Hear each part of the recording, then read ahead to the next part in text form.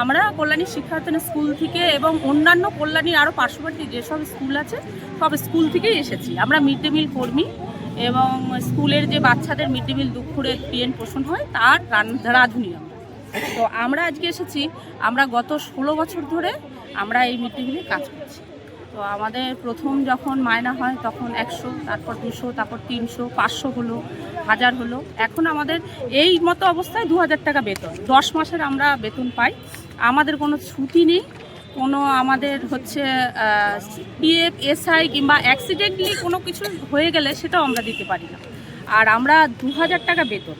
তো আমরা যেটুকু জানি এবং আমরা পৌরসভায় যে পৌরসভার মাধ্যমে যে আমরা মায়নাটা পাই সেই মায়নার থেকে আমরা জানি, সবাই এটা জানে যে আমাদের সেন্ট্রাল 60 দেয় আর 40 দেয় হচ্ছে আমাদের রাজ্য।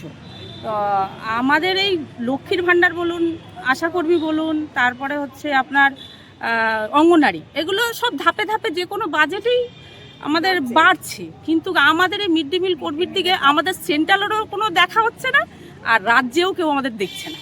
তো আমাদের এটা মূলত দাবি বলতে কি, অনুরোধ, প্রার্থনা বলতে পারেন সেন্ট্রালের কাছেও আমরা যাতে আবেদন রাখতে পারি আর হচ্ছে রাজ্যের কাছেও বলতে পারি, তারা যেন একটু আমাদের দিকে লক্ষ্য করে যে আমরাও একটা 10টা, 10:30 থেকে রান্না করতে যাই 3টের সময়।